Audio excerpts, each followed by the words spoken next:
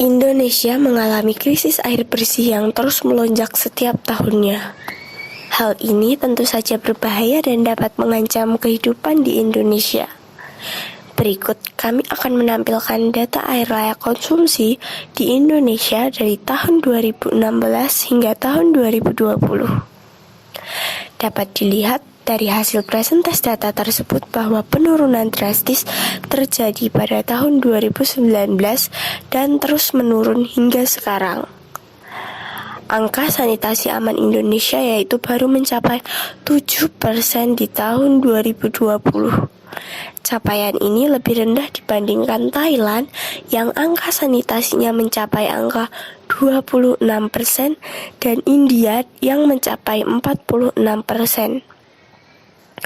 Sulitnya akses terhadap air bersih di Indonesia terjadi di berbagai wilayah dan disebabkan oleh beberapa faktor. Faktornya di antara lain yaitu akibat laju bertambahan dan perpindahan penduduk ke perkotaan yang cukup tinggi, penggunaan lahan yang tidak memperhatikan konservasi tanah dan air, masalah tingkat pelayanan air bersih yang masih rendah, dan masalah kualitas air baku dan kuantitas yang sangat fluktuatif pada musim hujan 81/3 dan musim kemarau. Air adalah sumber kehidupan manusia. Tanpa air, manusia tidak dapat bertahan hidup. Air merupakan salah satu kebutuhan dasar bagi setiap makhluk hidup, tidak terkecuali manusia. Dapat dipastikan, manusia tidak akan mampu bertahan hidup tanpa air. Karena air merupakan salah satu elemen dasar yang menunjang proses metabolisme pada tubuh. Air berfungsi untuk mengencerkan kandungan garam yang mengikat air, sehingga menyebabkan tekanan darah menjadi tinggi. Oleh karena itu, untuk Anda yang memiliki masalah pada tekanan darah, sebaiknya perbanyak minum air. Dengan tekanan darah yang stabil, maka penyakit jantung juga akan dapat dihindari. Selain itu, air putih bersih juga sangat penting untuk melakukan setiap aktivitas. Contohnya senam irama.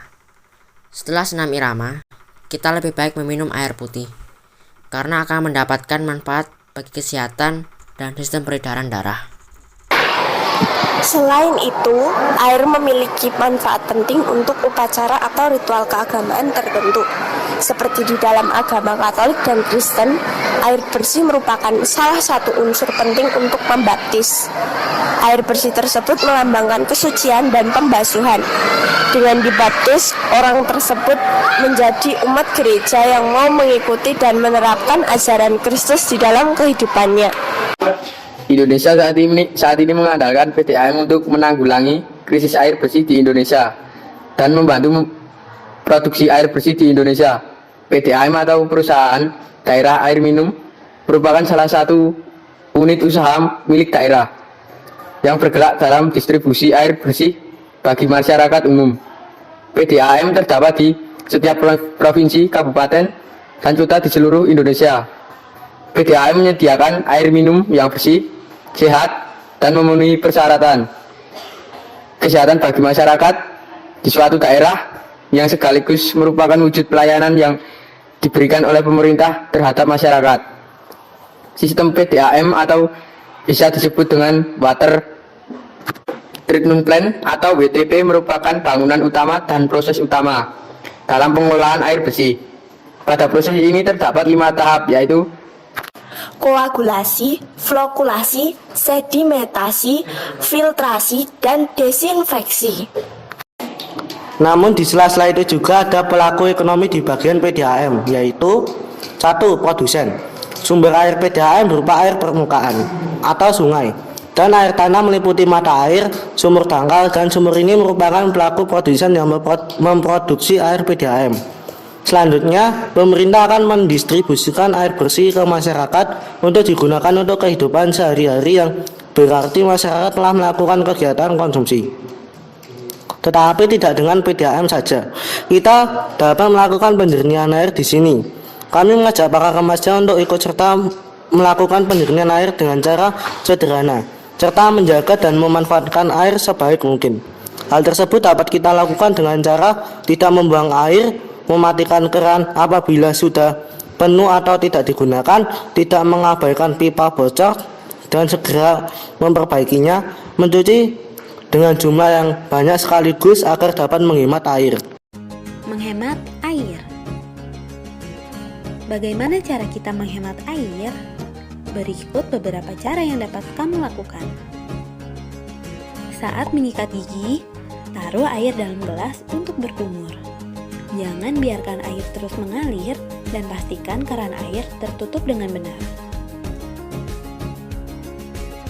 Saat mandi, gunakan shower karena pemakaian airnya lebih sedikit daripada menggunakan gayung atau bathtub. Usahakan mandi tidak lebih dari 5 menit. Pastikan cucian baju ibumu penuh sebelum dicuci. Karena air yang digunakan untuk mencuci semua baju sama banyaknya dengan mencuci satu baju saja. Saat mencuci piring, tampung air dalam baskom untuk membilas piring.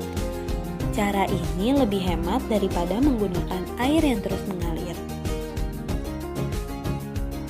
Dengan itu saja, kamu sudah membantu orang-orang yang kekurangan air dan mengubah masa depan mereka menjadi lebih baik. Yuk kita hemat air mulai dari sekarang.